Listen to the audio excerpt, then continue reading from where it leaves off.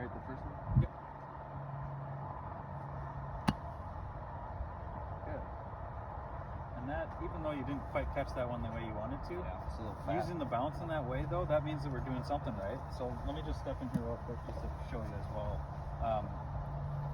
You know, I think sometimes we get stuck in between kind of using that leading edge and the trailing edge a little bit, you know, using the bounce. In this shot, you certainly do want to utilize that bounce unless you were trying to hit something really low and slide it in a little bit lower. And, yeah, maybe a more spinny shot. But, you know, just exactly, it was the perfect situation there because, you actually caught that just a little bit heavy. But because you're using the right part of the club, that club is able to slide through the turf and you're still able to pull off a really nice shot. The only thing I would say, you know, with that, as far as the setup goes, is don't be afraid to open up that club face just a little bit as well, to add a little bounce, add a little loft as well. For me, I think it just provides a little bit more margin of error if, you know, say if you get a little steep on it, or if that shaft's, you know, get the hands a little bit ahead and that shaft's leaning forward a little bit too much.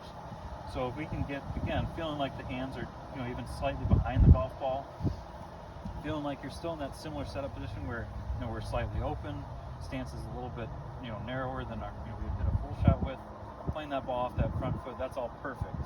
I think the only, you know, thing I would add there is maybe opening up that club face a little bit.